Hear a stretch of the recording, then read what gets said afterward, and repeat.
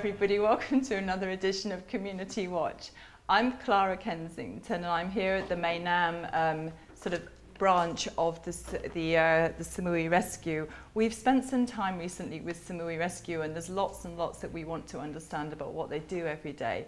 I'm lucky enough to be here today. The ambulance has just come back in from an accident, so they're fresh back in. Lynn's here. Lynn Gregory is one of the strong volunteers because she's been able to help them with their getting people on the island aware of what Samui Rescue do. So Lynn, tell me a little bit about where the stations are around the island. Okay, we have 8 standby stations around the entire island, and do you want me to list them for you? Yeah, just okay. Very briefly in case people are living here. We have the main headquarters is in Natan, as well as another standby station in Natan at one of the Watts.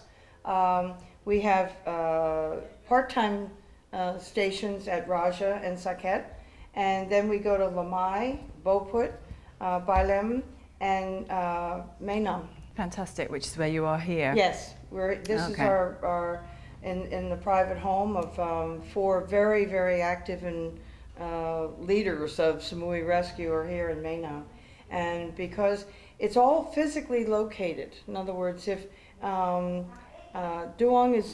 mans the radio 24/7, and any type of accident that comes in that's within our geographical area, we immediately get mobilized, and within less than 30 seconds we're on our way to the accident site. Wow, that's something special, isn't it? So when somebody rings this number, which I suggest, I've put this in my phone some time ago, if you live on the islands or you're on holiday, obviously there's a Thai code at the beginning, but the number is 077 421 444, the number to call if you have an accident.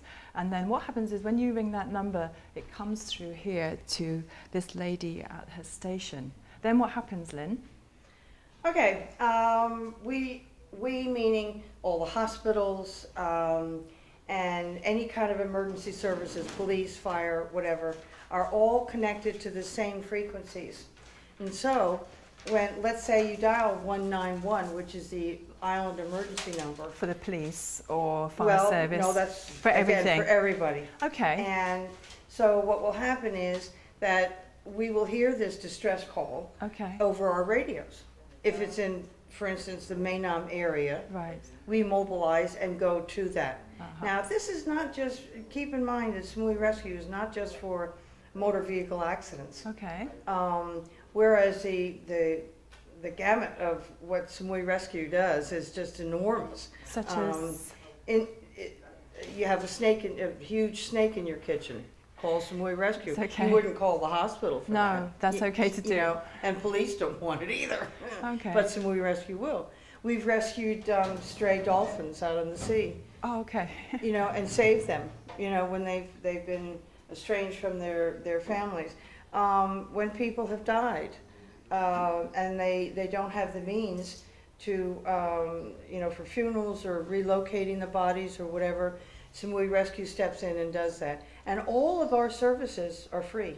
Yes, so I understand. We are all volunteers. And so basically your services are free, you're volunteers, and there's absolutely no money that changes hands anywhere along the line.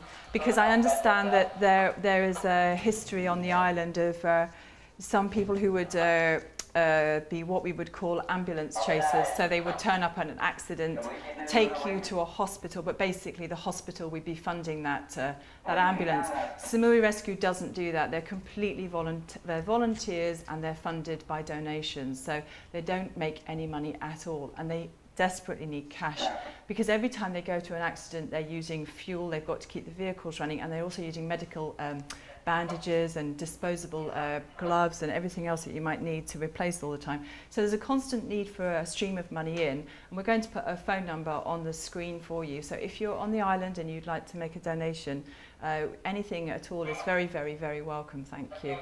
Okay, yes, Lynn. It would be very much appreciated. Yeah, I know. So tell us a little bit about what's happening over here, Lynn. Okay. Well, Duong, one of the leaders of Samui Rescue, also EMS trained, she will answer a call. Okay. Okay. So she, as you heard the radio in the background, she ends up hearing a distress call of sorts, and what she does is that Like she gets on the radio and she recruits people from different areas, telling them where the incident is and what type of incident.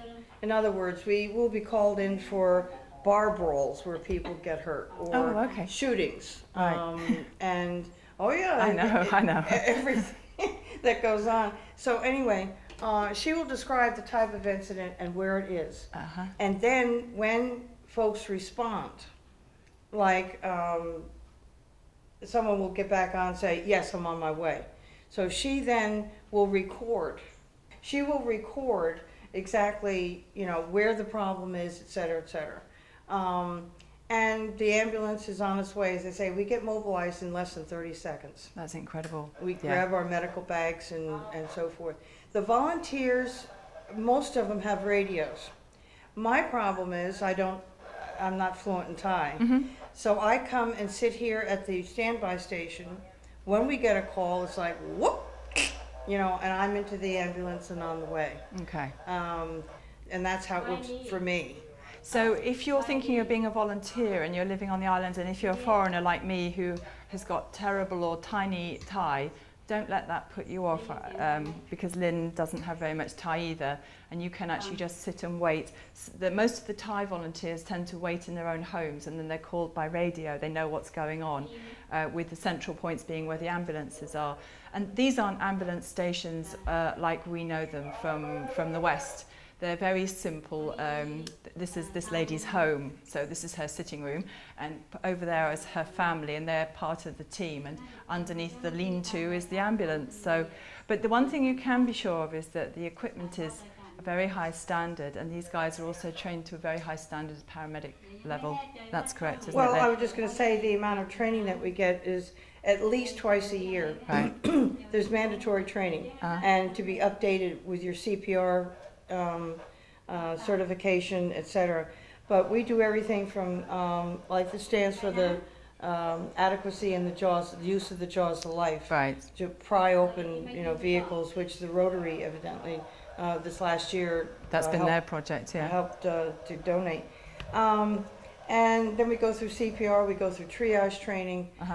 Sometimes we'll go out to the airport and do training out there. But the last triage we had was at a local gas station, whereas you show up and you have all these bodies around, you know, and it says, I have a broken leg, I have a, you know, head injury or whatever, and we end up getting our training that way. But yeah, everybody's very well trained.